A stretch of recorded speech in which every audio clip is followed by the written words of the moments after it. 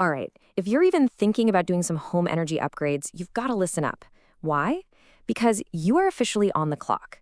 There's a new law that's basically setting off a time bomb on some of the most popular tax credits out there.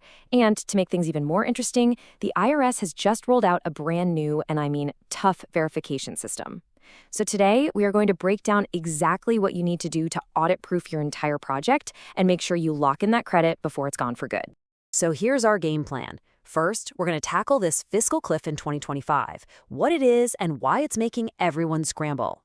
Then we'll dive deep into decoding the two big credits, 25C and 25D. After that, the really important part, the audit-proofing manual. This is your playbook. And we'll finish everything off with a super simple final checklist so you can walk away knowing you've got all your bases covered. Okay, first up.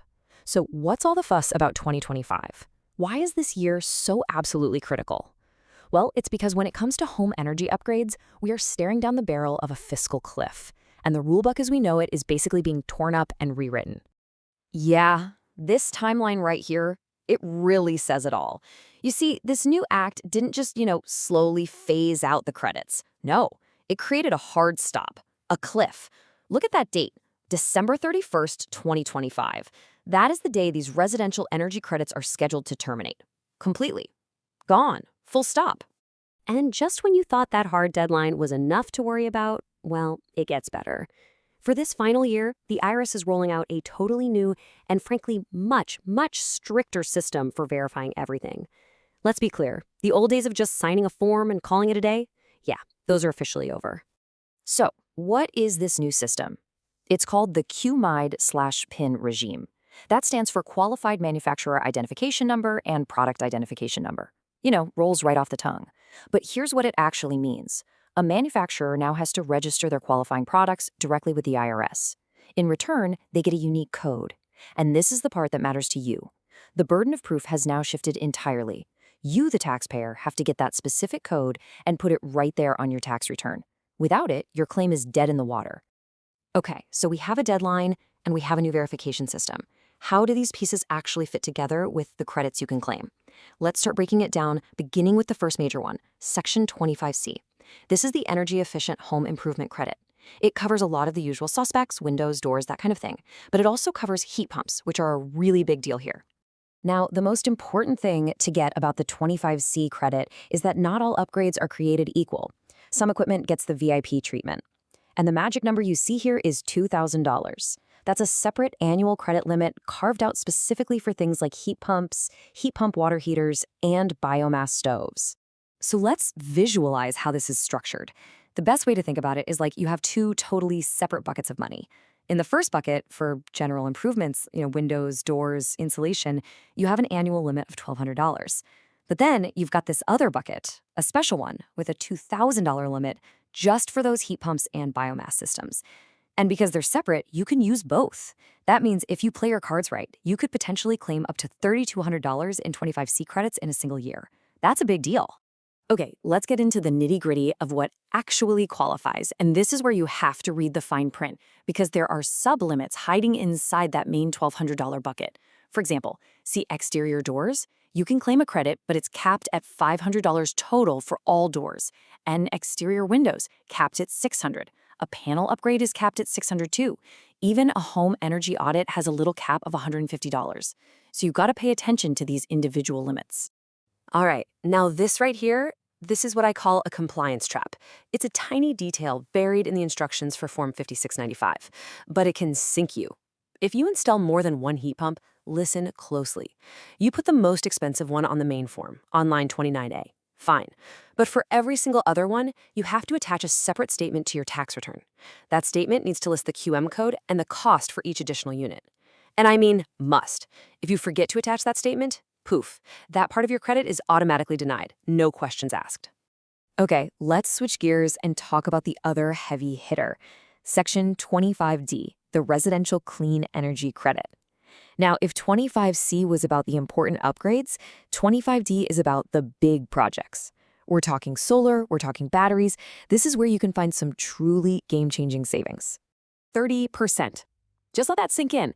That is the number that defines this credit. It's a straight 30% of whatever you spend on qualified projects. And here's the kicker. With one small exception for fuel cells, there is no dollar cap. None. So let's put that in real terms. You do a $40,000 solar and battery installation. That's a $12,000 credit coming right back to you. It's huge. So what kind of stuff qualifies for this massive credit? Well, it's the big ticket items you'd probably guess. Solar panels, geothermal heat pumps, that sort of thing. But look closely at that line for battery storage. There's a little requirement there that can trip people up. To qualify, your battery system has to have a capacity of at least 3 kilowatt hours. It's a small detail, but it's an absolute requirement. Okay, this next question is probably one of the most common and frankly most dangerous ones out there when it comes to the solar tax credit. Hey, I'm getting solar. Does my brand new roof qualify too? I've heard some pretty aggressive claims from installers about this, so let's cut through the noise and get right to the facts. So this is the line directly from the tax code, 26 U.S. Code, Section 25D E2, that causes all the confusion. I know, it's a mouthful. But what it's saying is that if a piece of solar equipment is also part of the structure of your house, it can still qualify. Think about a solar shingle, right? It's a roofing shingle, but it's also a solar panel. That's what this is for. What it does not mean, and this is critical, is that the regular old asphalt roof you put on underneath your traditional solar panels gets to be included. That's a big no-no. So if you can't claim the whole roof, how do you figure out what you can claim? The IRS has a very specific rule for this, and it's called the Incremental Cost Method. It's actually pretty simple when you break it down. You can only claim the credit on the part of the cost that's more than what a normal non-solar roof would have cost you. It's the extra you paid to get the solar functionality. Let's make this crystal clear with an example. Say your fancy new integrated solar roof costs you $50,000. Great, but first you got a quote for a regular old asphalt shingle roof, and that would have been $20,000. Okay, so the math is simple. $50,000 minus $20,000 leaves you with $30,000. That is your qualified basis for the credit. You take 30% of that, and your credit is $9,000. It is not $15,000. If you claim the full amount, you're looking at a $6,000 mistake that an auditor will find in a heartbeat, and you'll be paying that back with interest and penalties. Okay, we've talked about the deadlines, the rules, the traps. So how in the world do you protect yourself from all of it? With this new QMID system and so much money on the line, your paperwork can't just be good enough. It has to be perfect. So let's get into the solution. This is your guide to building a truly audit-proof file. I need to be absolutely 100% clear on this. The days of getting a generic lump sum invoice are over. An invoice that just says, heat pump installation, $10,000. In 2025, that piece of paper is basically worthless for tax purposes. It is a giant red flag for an auditor and an open invitation for them to just disallow your credit on the spot. You must get a detailed, itemized invoice from your contractor. It is non-negotiable. So what does a perfect invoice look like? It needs these 5 essential pieces of information. 1, your name and the address where the work was done. Obvious, but necessary. 2, the exact date the equipment was placed in service. 3, all the details on the equipment, manufacturer, model number, and of course that mandatory QM code. 4, and this is a big one, cost bifurcation. That's a fancy way of saying the costs need to be broken out into separate line items. Eligible materials, eligible labor, and anything that's ineligible. And finally 5, the specific efficiency ratings to prove it qualifies. All 5 have to be there. And don't think this is just for the big ticket items. Even the little $150 credit for a home energy audit has a whole new set of strict rules, all laid out in IRS Notice 2023-59. The reports you get back has to have the auditor's name, their certifying program, a special statement saying they're certified, and it has to be signed. But here's the kicker. It also has to include their employer identification number, their EIN. If that little number is missing from the report, the whole thing is invalid for tax purposes, a tiny detail that could cost you the credit. All right, we've covered a ton of ground, so let's boil it all down into one final actionable checklist.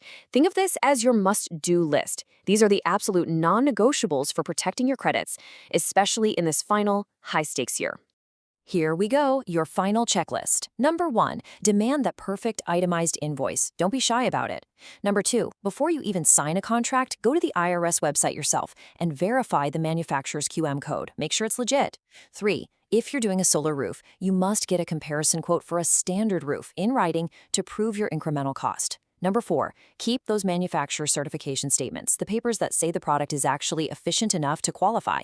And finally, number 5, always file Form 5695. even if you don't owe any tax this year. Why? Because for the big 25D credit, filing the form is the only way you can carry forward any unused credit to future years. And that last point brings us to one final, really interesting question to leave you with. We know the door slams shut on generating new credits at the end of 2025. But what about a carry forward? Let's say you do a big project this year and generate a valid credit you can't fully use. Can you carry the rest of that credit into 2026 and beyond? Honestly, the law is a bit fuzzy on that. It's a huge strategic question, and it's exactly the kind of thing you need to be talking about with your tax professional as you plan your moves before this deadline hits.